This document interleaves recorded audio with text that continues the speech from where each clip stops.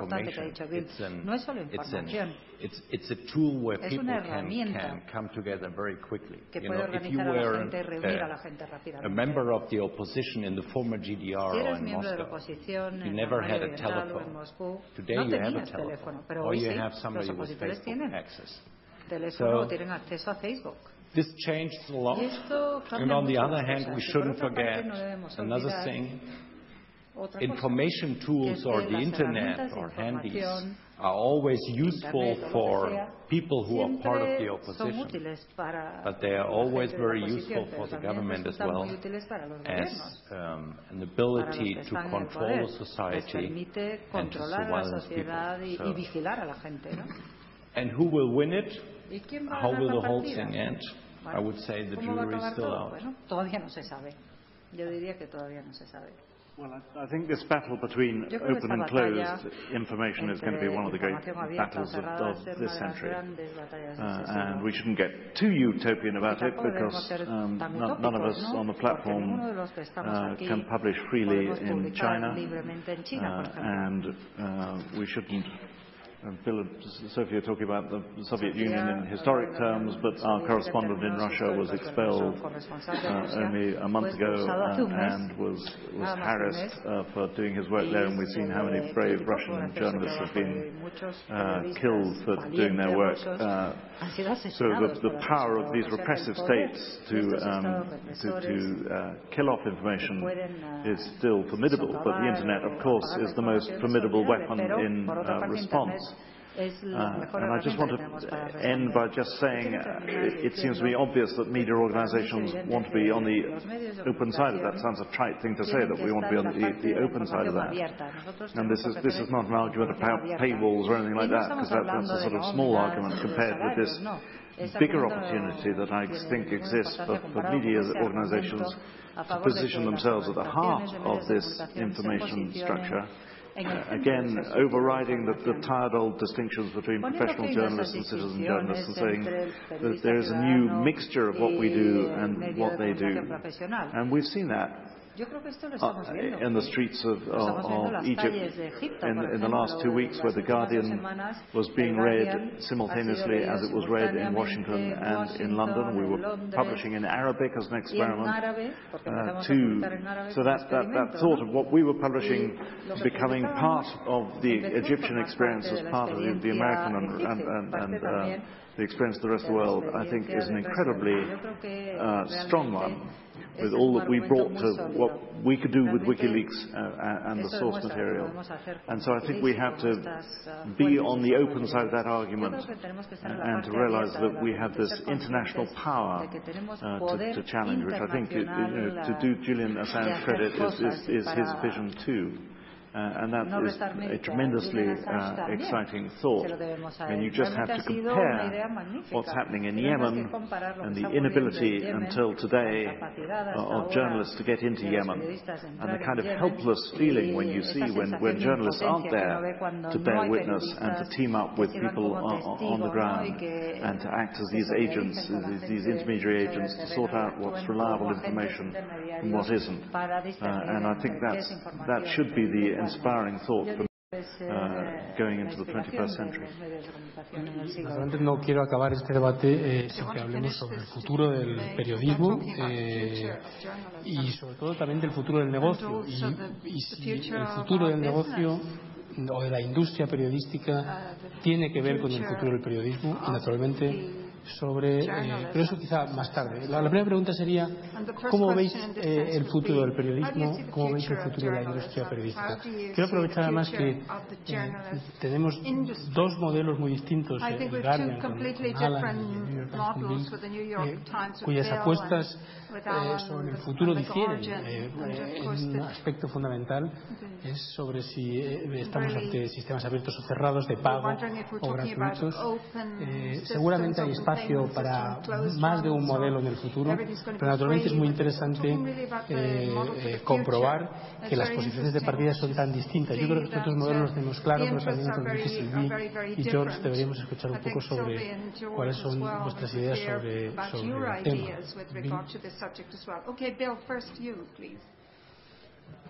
Well, maybe just by way of preface, it's worth pointing, particularly since we're sharing the stage with all of these journalism students who wonder if there will be jobs for them in the future. That the future of journalism is that there is a future of journalism. I mean, every sort of wave of communications technology is supposedly going to kill newspapers. Radio was going to kill newspapers, television was going to kill newspapers, and the industry that has actually done the most to kill newspapers is the newspaper industry, which tends to buy up competing newspapers and shut them down. That happened to two newspapers I worked at. I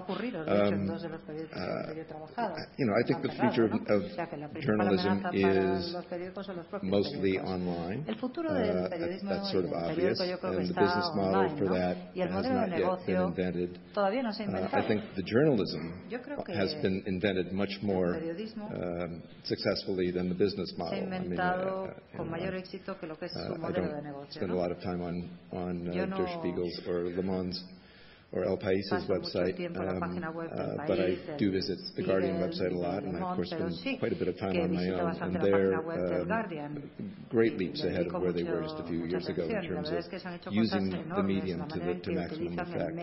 The business model is trickier, and I'm not sure that there's one model that will fit every publication. We're now in the experimentation stage.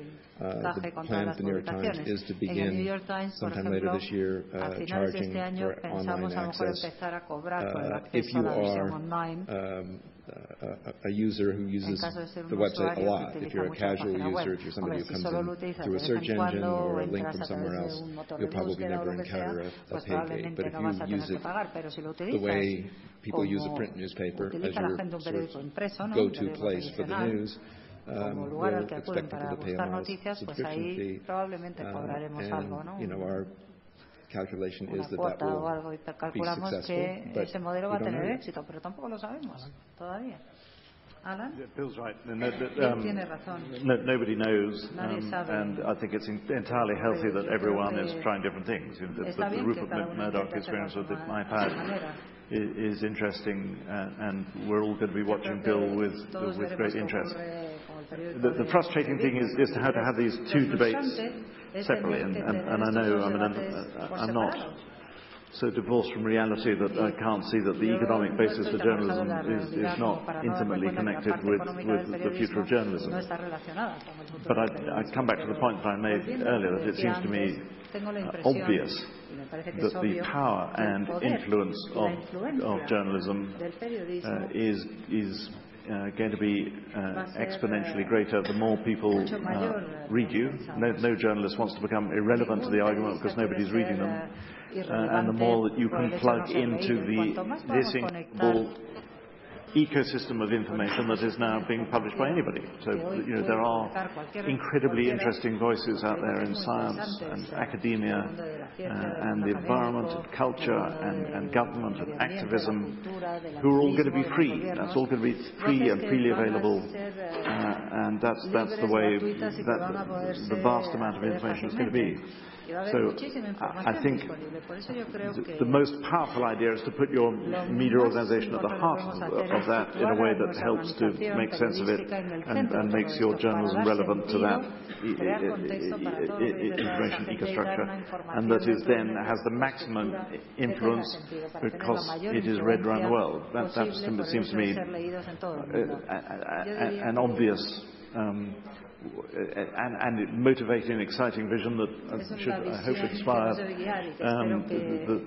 the journalism students who are sitting behind that. Now, of course, that is in tension with trying to get people to pay for it.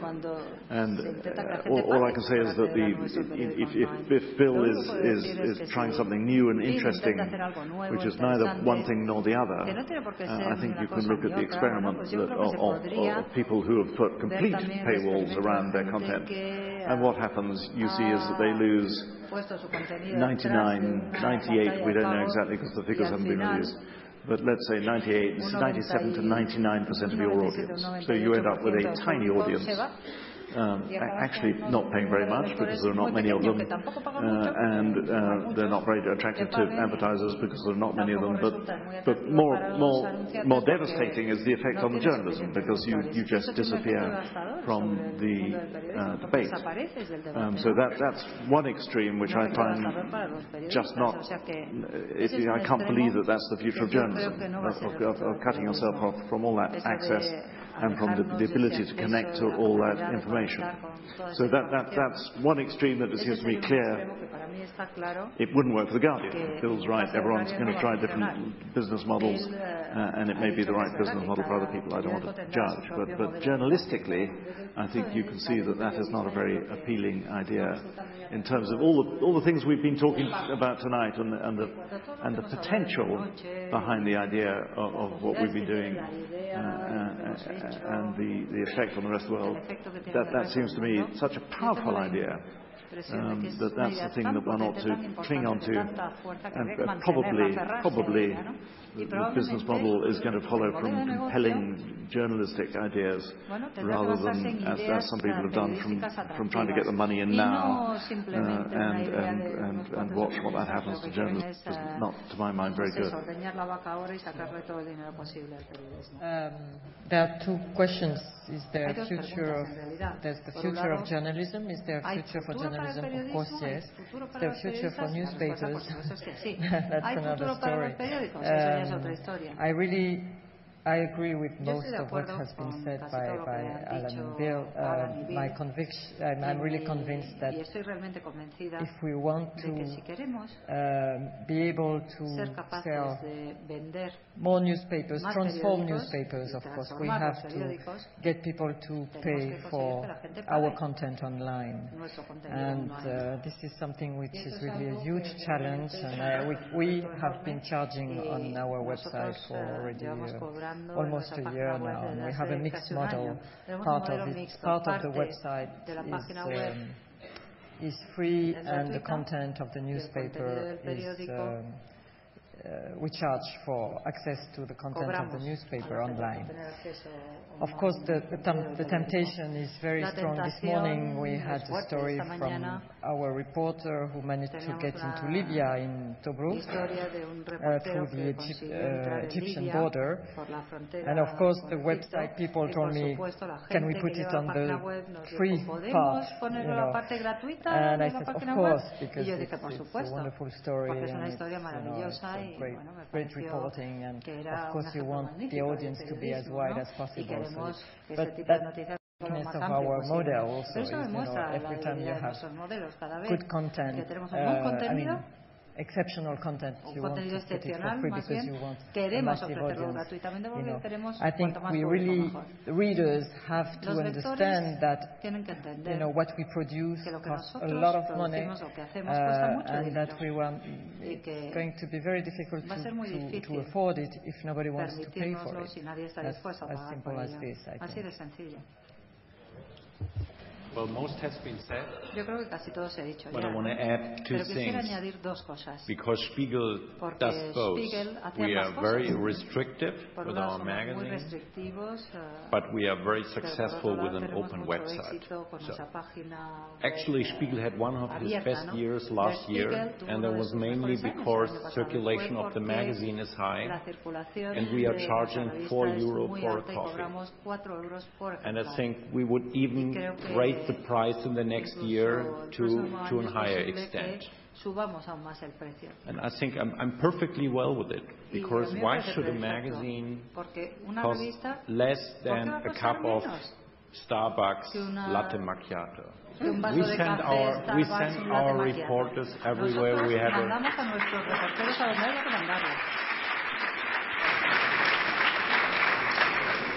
We have a staff of 250 writers, so I have to pay for them. They have to earn their money.